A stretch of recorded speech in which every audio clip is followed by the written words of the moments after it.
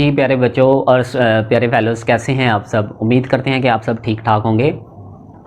तो प्यारे फेलोज़, आज हमने स्टार्ट करना है हमारा फर्स्ट ईयर के लेक्चर्स की सीरीज़। इसके अलावा खुदा के फजल व करम से अल्हम्दुलिल्लाह हमारे 9th 10th की सीरीज़ भी कंटिन्यू है। और आज हम स्टार्ट करने जा रहे हैं। आज हमारा फर्स्ट लेक्चर जो है वो फर्स्ट ईयर का लेक्चर बायो के हवाले से, उसके अंदर हम उसकी डिस्कशन करेंगे। अभी आप सबके बेहद तामुन की वजह से और आप सबके बेहद पूरे इसरार करने की वजह से आज हम स्टार्ट कर रहे हैं हमारा जो फर्स्ट ईयर की सीरीज़ है, फर्स्ट ईयर के लेक्चर्स की सीरीज़ जो है उसको हमने स्टार्ट किया है। तो अल्लाह ताला हमें आगे मज़ीद, हमें और हमारे चैनल को मज़ीद आगे कामयाबी अता फ़रमाए, आमीन।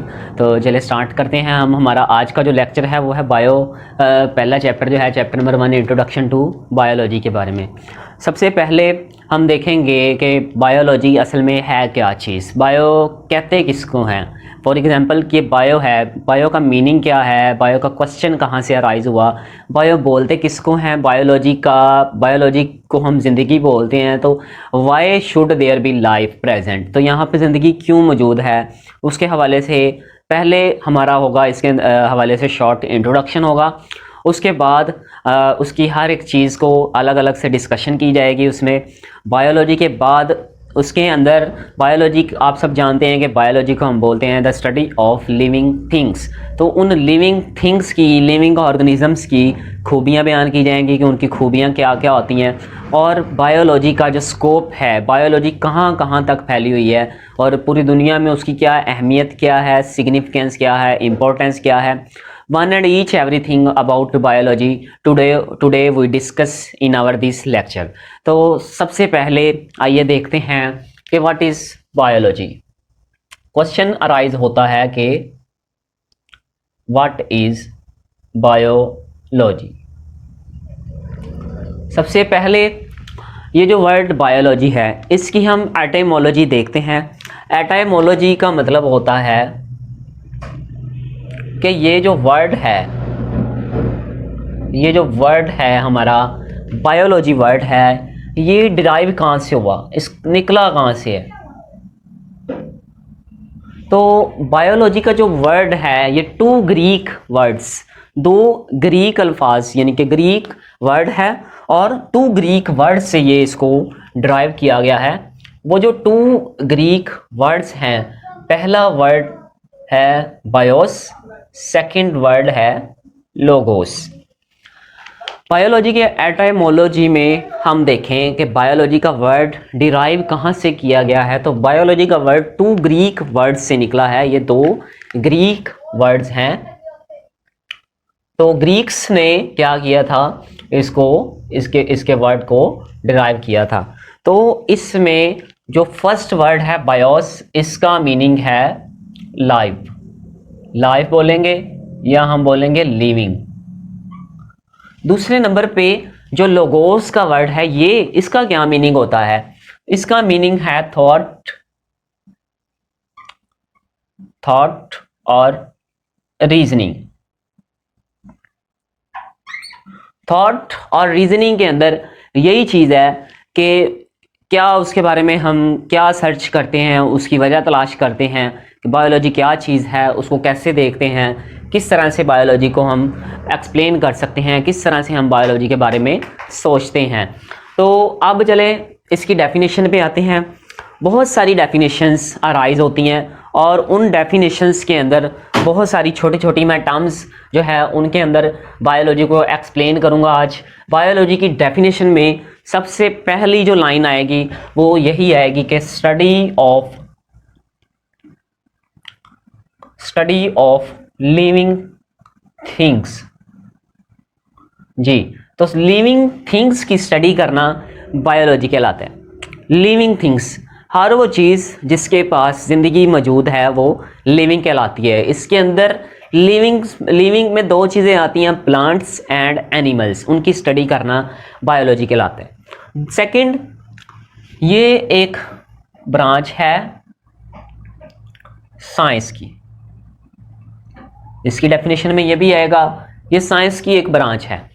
साइंस की ये ब्रांच कैसे है, तो स्टूडेंट्स सबसे पहले इसकी हिस्ट्री को अगर हम देखें तो हिस्ट्री के अंदर साइंटिस्ट, जितने भी साइंटिस्ट थे, उन्होंने सबसे पहले साइंस को डिस्कवर किया था और साइंस के अंदर आगे मज़ीद 4 ब्रांचेस को डिस्कवर किया था।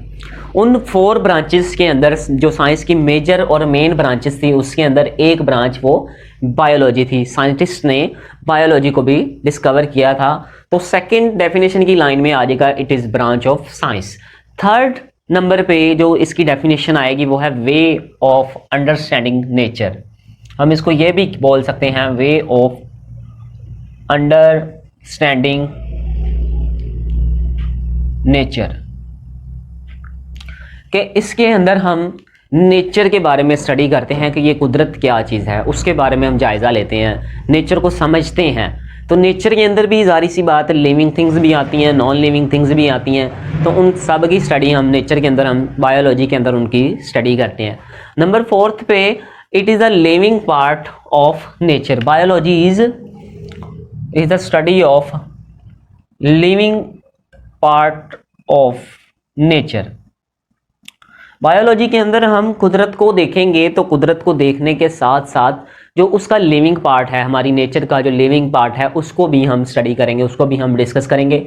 इस लिविंग पार्ट के अंदर, नेचर के अंदर, कुदरत के अंदर, जैसे हम किसी जंगल में चले जाएं तो जंगल के अंदर हमें जानवर भी नज़र आएंगे, इंसेक्ट्स भी नज़र आएंगे, बर्ड्स भी नज़र आएंगे और परिंदे भी नज़र आएंगे। तो उनको हम देखेंगे, उनकी स्टडी करना वो लिविंग पार्ट ऑफ नेचर में आ जाएगा।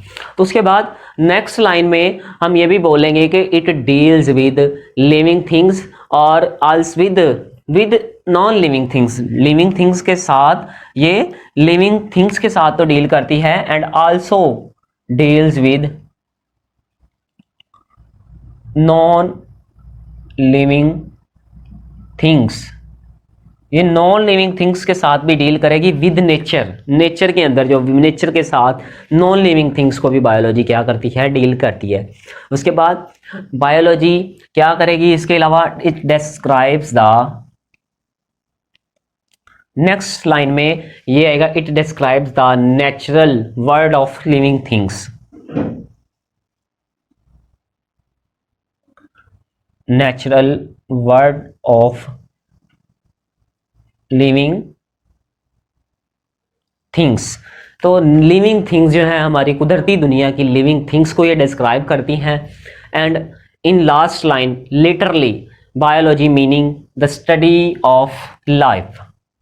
लास्ट लाइन हाउएवर एंड पे आके कंक्लूजन यही निकलेगा कि biology is the study of life, जिसे हम नेचर भी बोलते हैं।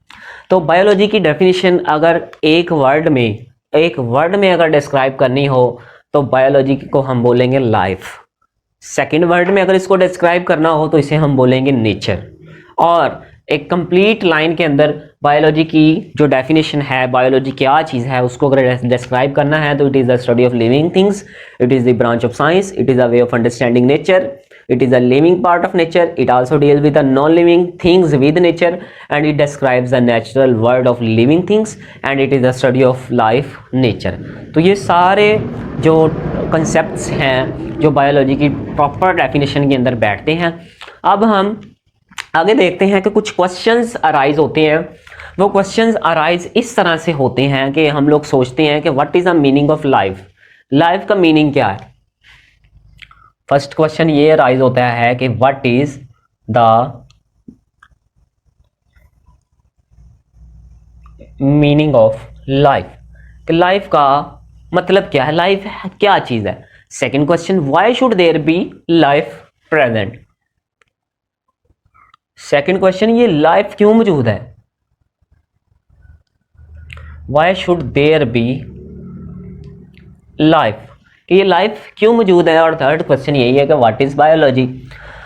तो इन सारे के सारे क्वेश्चंस के आंसर्स कुछ बायोलॉजिस्ट ने भी दिए और बायोलॉजिस्ट के अलावा उन्होंने इन क्वेश्चंस के आंसर्स ढूंढे हैं।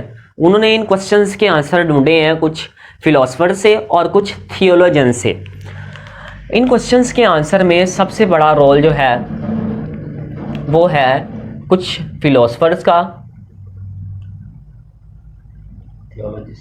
उसके बाद बायोलॉजिस्ट बायोलॉजिस्ट का जो कि साइंटिस्ट थे, और सेकंड नंबर पे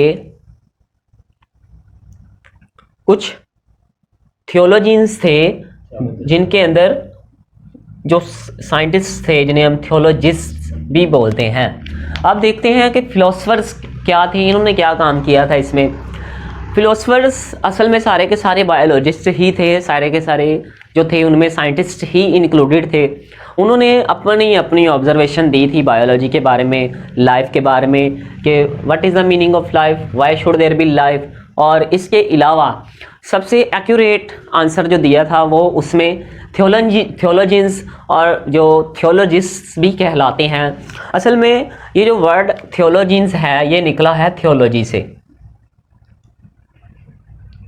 थियोलॉजी एक ब्रांच ऑफ साइंस है, ये ब्रांच ऑफ साइंस है, और ये बायो की भी ब्रांच है। इस ब्रांच के अंदर क्या किया जाता है, it is the study of nature of divine. Theology असल में it is study of nature of divine, यानी कुदरती अवामल, जितने भी कुदरती प्रोसेसेस ऑन रिलीजियस व्यूज पे, इनके अंदर रिलीजियस व्यूज की भी बात की गई। थियोलॉजी के अंदर मेन कुदरती जितने भी किस्म के कुदरती अवामिल थे जो खुद ब खुद वकू पजीर हो रहे हैं, जो हमारी नेचर के अंदर मौजूद हैं, उनको डिस्कस किया गया।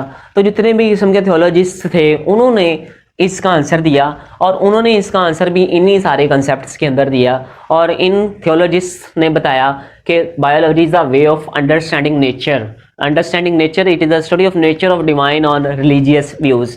तो यहाँ पे इस क्वेश्चन का आंसर अराइज हुआ, और इस तरह से उन्होंने बायोलॉजी को क्या किया, एक साइंटिफिक वे के अंदर उन्होंने इसको क्या किया, इसकी जो डेफिनेशन थी उसको डिस्कस किया, उसको डिस्क्राइब किया। अब हम देखते हैं नेक्स्ट, हमारा जो बायोलॉजी के बाद इसका जो टॉपिक है वो उसमें आता है कि लिविंग थिंग्स। अब हम बात करते हैं लिविंग थिंग्स की, लिविंग थिंग्स होते क्या हैं, उनकी कैरेक्टरिस्टिक्स क्या हैं, क्या करते हैं वो, और लिविंग थिंग्स में कौन कौन सी चीज़ें आती हैं। तो living things consist on two types of organisms, दो तरह के जानदारों पे ये कंसिस्ट होते हैं। नंबर 1 पे ये प्लांट्स हैं, और नंबर 2 पे ये एनिमल्स हैं। इसके अलावा भी और भी बहुत सारे लिविंग थिंग्स इसके अंदर इंक्लूडेड हैं। तो वो लिविंग थिंग्स इंक्लूडेड होंगे एनिमल्स की कैटेगरी के अंदर भी, प्लांट्स की कैटेगरी के अंदर भी, और इसके अलावा जो सिंपल माइक्रो ऑर्गेनिजम्स होते हैं वो भी लिविंग थिंग्स की कैटेगरी में इंक्लूडेड किए गए। लेकिन यहाँ पे हम मेजर बात करेंगे प्लांट्स एंड एनिमल्स की। साइंटिस्ट ने about 1.5 million species of plants जो हैं अभी तक वो डिस्कवर की हैं। इसके अलावा 2.5 मिलियन स्पीशीज़ ऑफ एनिमल्स जो थे उनकी डिस्कवर हो चुकी हैं, जो साइंटिस्ट ने अभी तक डिस्कवर की हैं। तो ये जो चीज़ें होती हैं, ये जो टू टाइप्स एक्सप्लेन की हैं वो लिविंग थिंग्स कहलाते हैं, जिन्हें हम प्लांट्स एंड एनिमल्स कहते हैं। इनकी खूबियाँ देखी जाएँ, इनकी कैरेक्टरिस्टिक्स देखी जाएँ तो ये क्या होते हैं। तो सबसे पहले जितने भी किस्म के लिविंग ऑर्गेनिजम्स हैं इनकी हम कैरेक्टरिस्टिक्स देखेंगे। अब इनकी हम कैरेक्टरिस्टिक्स की बात करेंगे तो जितने भी लिविंग ऑर्गेनिज्म होते हैं वो हाईली कम्प्लेक्स, बहुत ज़्यादा कम्प्लेक्स ऑर्गेनिजम्स होते हैं, हाईली कम्प्लेक्स होते हैं और हाईली ऑर्गेनाइज्ड भी होते हैं। पहली खूबी इनकी ये। सेकंड, इनकी जो कैरेक्टरिस्टिक्स है वो है ये कम्प्लेक्स एंटिटीज़ हैं। कम्प्लेक्स एंटिटीज़ यानी बहुत ज़्यादा पेचीदा किस्म की इजसाम है, बहुत ज़्यादा पेचीदा किस्म की बॉडीज़ पे मुश्तमिल है। And third, it is living things are composed of one or more than one cells. They are composed of one or more sales, एक या एक से ज़्यादा सेल्स पे मुश्तमिल होते हैं। नंबर 4 पे ये जो लिविंग ऑर्गेनिजम्स हैं ये इनके अंदर जेनेटिक इंफॉर्मेशन होती है, कंटेन जेनेटिक क्या प्रोग्राम्स, जेनेटिक प्रोग्राम्स पे कंसिस्ट हैं। जिन्हें हम इंफॉर्मेशन भी बोलते हैं, या जो कि इनहेरिटेंस के अंदर एक रोल किरदार अदा करती है। उसके बाद नंबर 5th कैरेक्टरिस्टिक्स इनकी देखी जाए, 5वीं, they can acquire and use energy. ये एनर्जी वगैरह जो है उसको अक्वायर कर सकते हैं,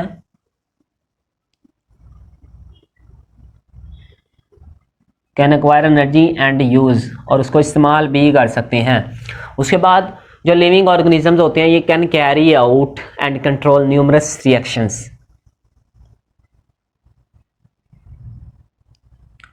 एंड कंट्रोल न्यूमरस रिएक्शंस। बहुत सारे रिएक्शंस को ये कंट्रोल करते हैं और उनको क्या करते हैं, अपनी बॉडी के अंदर बहुत सारे रिएक्शंस को करवाते हैं। And can grow in size, next characteristics यही है, कैन ग्रो इन साइज, ये साइज में ग्रो करते हैं।